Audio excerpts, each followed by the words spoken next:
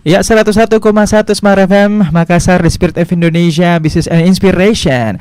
Ya, tentunya selamat sore untuk seluruh smart listeners dan viewers yang ada dimanapun Anda berada ya, baik itu di rumah, ya di jalan atau di atas kendaraan tentunya yang sedang mendengarkan atau melihat kita yang ada di sini. Seperti biasa di hari Rabu ya, tepatnya di pukul 17 hingga 18.00 saya kembali bersama Anda semua, bersama saya RD Sam dalam program Smart Community. Dan ya, selamat sore jelang petang untuk pendengar setia Smart FM 101,1 The Spirit of Indonesia. Dan ya, seperti biasa ya, alhamdulillah udah banyak nih yang pulang, dan alhamdulillahnya nih cuaca ya seperti itu dari pagi sampai sekarang ini mendukung ya, smart listeners and viewers, mendukung banget. Jadi aktivitasnya lancar alhamdulillah, dan ya karena cuacanya mendukung, tidak hujan, jadi semua aktivitas ini berjalan dengan rutin, dengan lancar dan sesuai dengan ekspektasi seperti itu. Dan di sore hari ini ya, menjelang petang, saya tidak sendiri, kita sudah kedatangan tamu-tamu yang berbaju putih, mengenakan kostum putih. Ini boleh mungkin ya dipakai mic-nya karena saya akan menyapa. Silahkan dipegang mic-nya dulu. Yang satu lagi ya, boleh siapa aja ya. Oke, kali ini kita kedatangan tamu dari komunitas Bandung Karate Club dengan tema membangun karakter melalui karate, perjalanan Bandung Karate Club di Sulawesi Selatan. Oke, baik, kita kalau begitu kita salam saja, sapa ya, kenalan dengan mereka. Kira-kira siapa aja yang udah ada di samping kiri kanan saya? Halo semuanya. Halo. Boleh dipakai halo. Oke, gimana kabarnya sore hari ini? Alhamdulillah, harus sehat, semangat. Gimana kabarnya? Baik. Baik ya. Gimana kabarnya? Baik. Gimana? Baik. Baik, luar biasa. Ya, tapi sebelumnya tepuk tangan dulu dong untuk semangatnya kita semua. Baik ya, Bandung Karate Club. Yes. Oke, kalau begitu saya langsung saja ke Mbaknya dulu deh, tanya yang paling ya, yang paling tahu menaun nih tentang tujuan ya, maksud dan tujuannya ke sini kayak gitu. Ya. Oh, Teh Dian. Orang Sunda. Ya, turunan Sunda Makassar. Oh, Sunda Makassar. Masya Allah. Baik, nah kalau Sundanya di bagian mana nih? Maksudnya bapak atau mama saya orang Sunda, bapak saya Gua Mandar. Oke, gado-gado ya. Iya, gado-gado. Bontonompo. Jadi Bontonopo tapi ada mandarnya. Ada Bugisnya mandarnya juga ada. Wah, Bugis, Mandar, Makassar, Sunda ada emang gado-gado ya, paket lengkap. Saya lahir besar di Jawa. Jadi kalau bahasa Makassar mohon maaf agak susah memang saya mengerti. Karena banyak ya. Ya. Tapi kalau bahasa Sunda Jawa ya siap. Hajar ya. Baik, kalau begitu ini saya ada pertanyaan nih Teh ya. Siap. Panggil Teh aja ya. Teh siapa kalau boleh tahu? Teh Dian. Teh Dian. Pakai H tehnya. Oke. Ya. Pakai H ya, Teh Dian. Ya. Kalau nggak pakai H bahaya. Oke, Teh Dian ya. Ya, betul. Oke, Teh Dian nih. Ini nama komunitasnya tuh Bandung Karate Club. Ya. Oke, ini kok dinamain Bandung Karate Club? Sekarang ini kan home base-nya kan ada di Makassar ya. Tepatnya kalau nggak salah tadi di briefing tuh di Goa. Ya. Ini kenapa dinamain Bandung Karate Club dan gimana sejarahnya sih? Siap, insyaallah. Banyak yang nanya kenapa Bandung Karate Club bukannya Makassar Karate Club, Medan Karate Club mungkin betul. Ya. Kebetulan BKC ini atau Bandung Karate Club didirikan di kota Bandung dan pendirinya pun orang Bandung. Oke. Pendirinya itu atas nama Kang Iwa Rahadian Arsanata dan didirikan tanggal 16 Juni 1966. Sudah 59 tahun ini. Wow. Nah, udah lama banget Teh ya. Luar biasa. Dan beliau pendiri BKC itu usianya sudah hampir 81 tahun. Oke. Bulan Mei nanti beliau 81 tahun. Oke, kalau kita bisa menggali nih ya, Ya. dan kemudian Bandung Karate Club ini sejak tahun 1966 ini didirikan apa karena beliau memang pelaku langsung dari karate atau ada keresahan tertentu atau misalnya ada titipan dari mungkin keluarga bahwa tolong dong dibuka komunitas yang seperti ini atau gimana tuh Teh? Siap. Jadi ceritanya beliau ini pernah terdampar. Saya kalau cerita tentang beliau ada cerita yang menurut saya sangat dalam ya, karena beliau dulu anak yang broken home yang tiba-tiba kabur ke satu daerah di Labuan Banten, terdampar di pantai. Jadi kisah nyata ini memang sejarah dari BKC, bahwa beliau sempat ketemu kakek-kakek bersinar putih. Sinar putih itu masuk ke badan beliau dan tiba-tiba beliau diberikan apa sih ya? Tiba-tiba kayak diberikan ilham gitu. Dan akhirnya beliau explore dengan kemampuan beliau, dan ternyata beliau juga senang dunia olahraga. Itu nyambung ke situ. Akhirnya beliau explore dengan teman-temannya. Jadi ada pengalaman spiritual yang dahulunya ya seperti itu, dan di samping juga beliau suka olahraga seperti itu. Dan sejak itu ya mulai deh dibentuk. Dan beliau pun juga pernah kuliah. Beliau kuliah kalau tidak salah di bidang olahraga. Kang Iwa Rahadian Ahsanata. Boleh disapa-sapa dulu, siapa tahu lagi nonton kita ya. Kang Iwa, salam sehat selalu. Salam semua dong sama founder, pendiri, mana salamnya coba. Dadah dulu, dadah. Insya Allah sehat selalu beliau. Masya Allah, di keep dulu statementnya ya Teh Dian ya. Kalau begitu kita masuk ke segmen perkenalan dulu dari sana dulu sampai ke sini. Silakan perkenalkan diri dulu, namanya siapa, kemudian aktivitasnya apa, dan angkatan berapa di BKC ya. Tahun berapa masuk nak? Iya, namanya dulu, namanya. Perkenalkan, nama saya Patmanaya Kaila Jenar. Aktivitas sekarang saya sekolah. Kelas 6 SD. Terus sejak kapan nih masuk angkatan berapa? Tahun 2000 akhir. 2023 akhir. 2023 akhir. Itu ada angkatannya nggak sih, nama angkatan atau cukup tahun aja? Cukup tahun aja. Cukup tahunnya aja. Tahun 2023 akhir. Berarti 1 tahun lebih ya? Baru 1 tahun lebih. Sabuk merah ya. Aslinya sabuk hijau. Aslinya sabuk hijau. Ini sabuk pertandingan. Sabuk pertandingan. Baik. Nama panggilannya siapa? Kaila. Terima kasih Kaila, selamat datang ya. Nah, kita nih ke cilik-cilik dulu. Halo. Jagoan ini. Namanya siapa nih yang kecil nih? Kenalkan, nama saya Hisham. Hisham apa? Hisham Al-Kautsar. Hisham Al-Kautsar. Kayak nama surah ya. Nama surah ya, Al-Kautsar ya. Panggilannya siapa? Hisham. Kelas berapa Hisham? 1 SD. Kapan mulai masuk di BKC?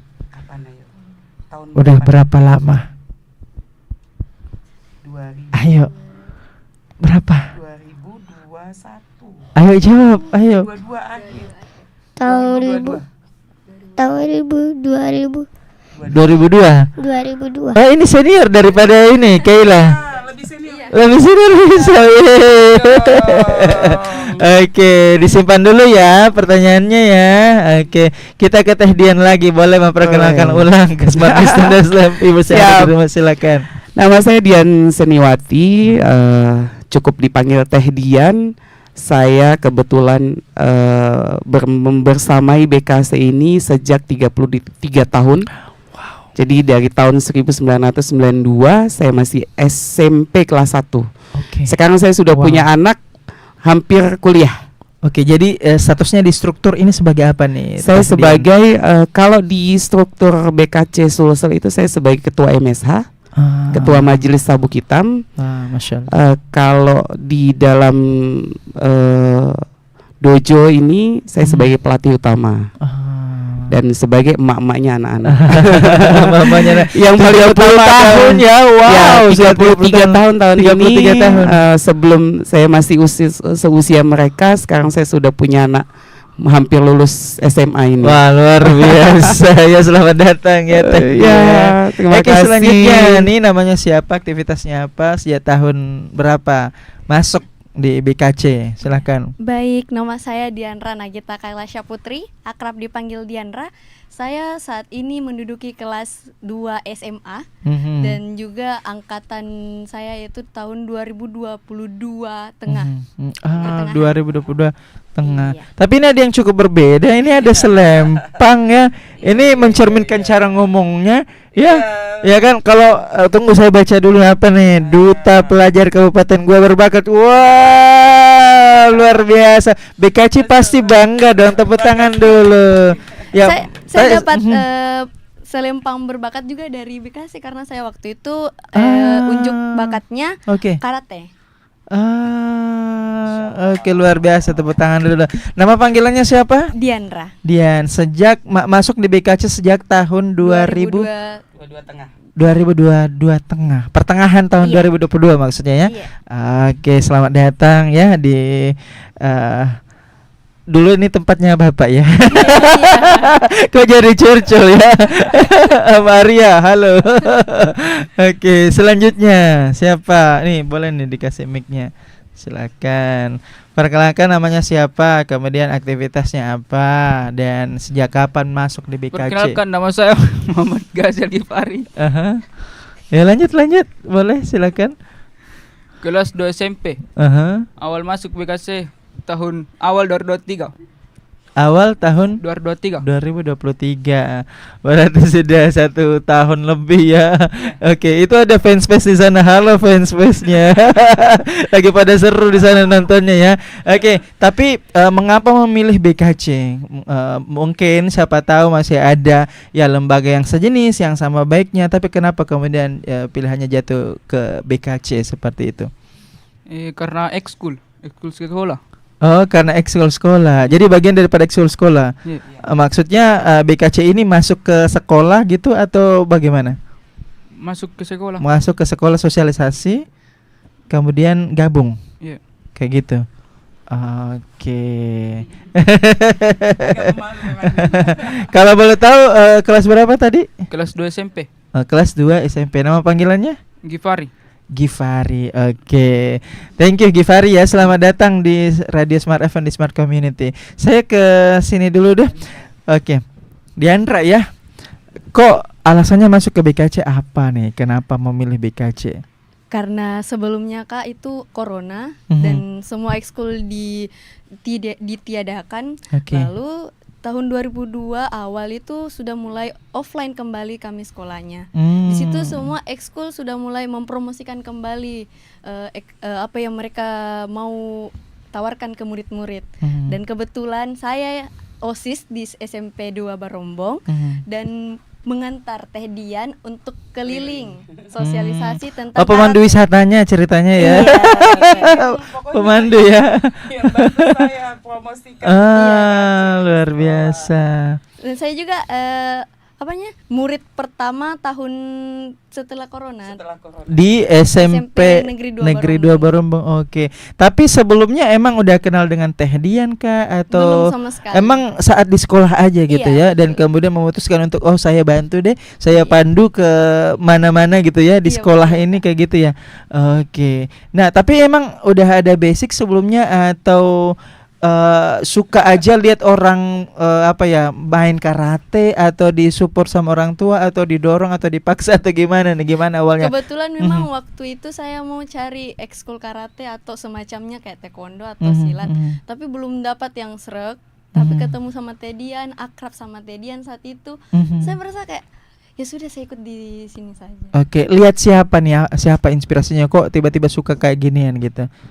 Saya cuman lihat kakek saya. Oh, oke. Dulu kakek saya juga anggota karate dan nenek saya itu pencak silat. Oke, jadi buah jatuh tidak jauh dari pohonnya ya. Iya. Jadi dari kakek, nenek, kemudian ke cucunya. Pasti Iya, ada yang betul. nurunin. Kayak gitu. Jadi kakek neneknya juga berasal dari sana, dari gua, dari mana? Iya, dari gua. Oke, betul. Oke, statementnya disimpan dulu. Kita ke Teh Dian. Ya, Nah, siap. Teh Dian, saya ingin bertanya mengenai sebuah stereotip ya, Ya. utamanya karate ini. Kan banyak orang tua yang takut, fobia, ya, parno kayak gitu ya. Ya. Dengan istilahnya olahraga yang membutuhkan kekuatan fisik Ya. seperti itu. Apalagi misalnya anak-anak, perempuan, anak-anak dinilai ini tulangnya masih lunak, kemudian olahraga seperti ini dianggap itu kekerasan, ya kan, karena ada hantaman, ada pokoknya memang secara kasat mata seperti itu. Ya. Nah, apa yang bisa dijelaskan, apa yang bisa diluruskan Teh Dian mengenai olahraga ini? Apakah itu mungkin kita bisa menggali sisi lainnya atau seperti apa mengenai olahraga yang kalau dileser kasat mata ini main fisik gitu? Ya. Apa yang bisa diluruskan Teh Ya. Dian? Baik, terima kasih. Benar, pertanyaannya ini banyak sebenarnya yang dari orang tua yang ketakutan-ketakutan Iya, gitu. betul. Iya. Tapi mungkin orang melihatnya hanya dari luar. Proses dalam kita melatih itu nggak langsung kita gebuk-gebukin, ya kan? Kita punya proses step by step dari mulai dia putih itu hanya teknik dasar yang simple sesuai dengan tingkatannya, dan kita tidak mungkin memberikan materi di luar kapasitas seorang anak. Kita punya apa sih menurut saya ya, ada batasan. Misalnya ini push up nih, nggak mungkin dong yang sudah saya mungkin ya, atau yang dia usianya sudah di atas 17 tahun dengan yang anak-anak kita kasih sama porsinya, nggak mungkin. Sama halnya seperti sekarang kan kita ada namanya hak asasi, tidak boleh juga mengenai kulit lawan.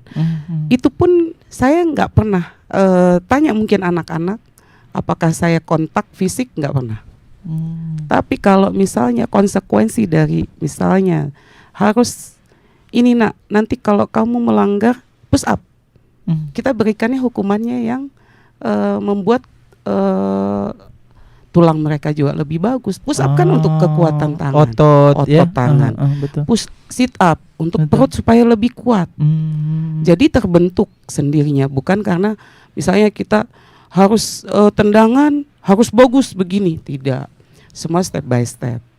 Mungkin orang ngelihatnya dari luar itu, waduh bahaya nih, apalagi anak cewek. Nanti nggak bisa punya anak lah, inilah itulah. Itu sering kekhawatiran itu. Karena sering. kalau dilihat dari kasat mata ini tuh baku hantam kayak Ya, gitu ya.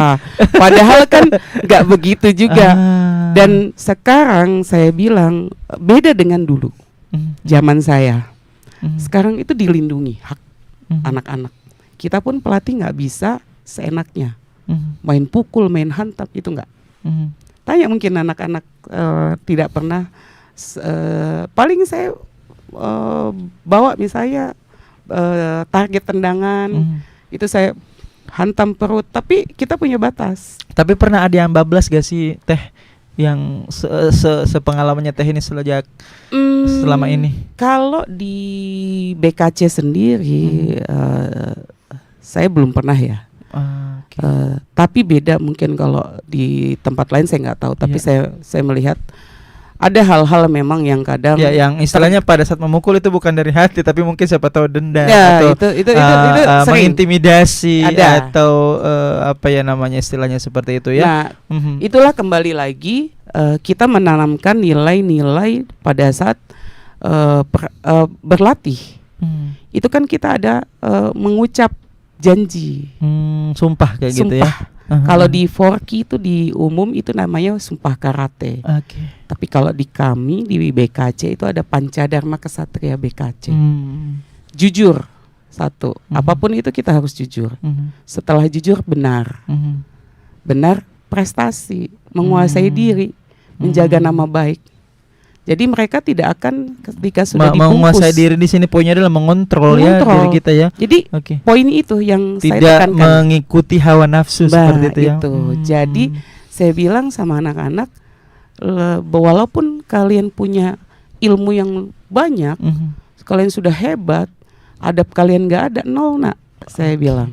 Itulah yang kita jaga selama ini saya juga sama anak-anak. Yang utama adalah etika. Walaupun kita belajar ilmu bela diri, tapi kita nggak boleh songong, nggak boleh sombong. Nah itulah yang kita tanamkan dulu agar anak-anak pun tidak over.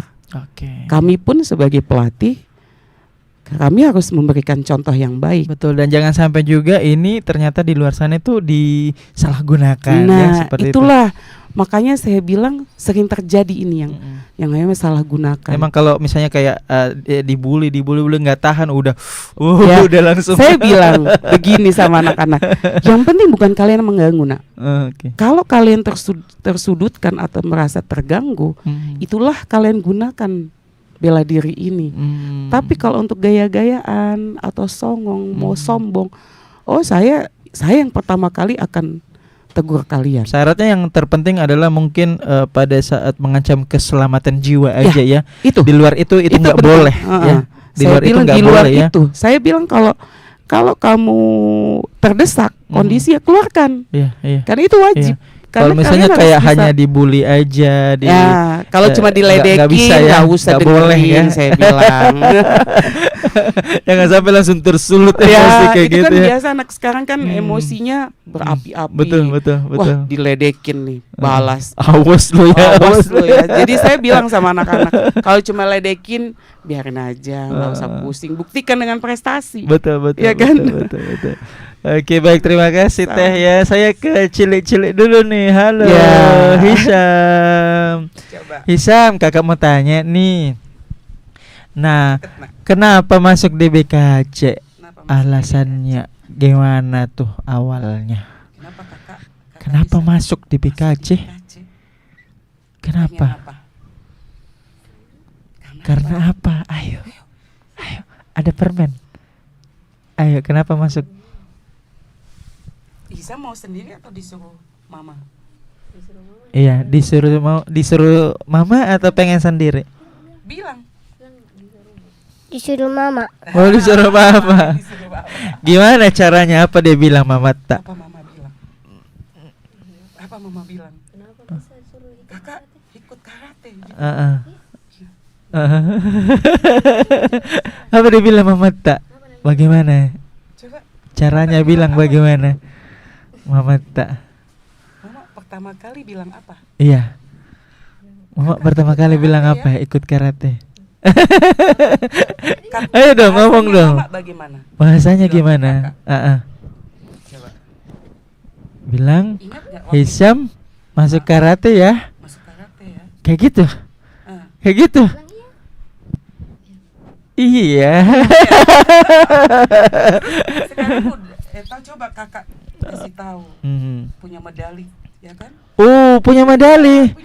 Oh, medali. Banyak medali apa saja tuh Hisam? Sudah ikut kejuaraan apa saja coba? Coba sebut. Ayo. Yang di rumah pengen tahu dong ya, smart listeners. Inspirasi nanti. Betul. Ya. Ayo sebutin. Ikut kejuaraan apa aja coba sebutin. Ayo, diingat-ingat dulu ayo. Apa saja tuh? Ayo. Medalinya. Ayo smart listeners, kita greget ya. Ayo ini tunggu-tungguin nih di rumah. Yang di Gor Sudia.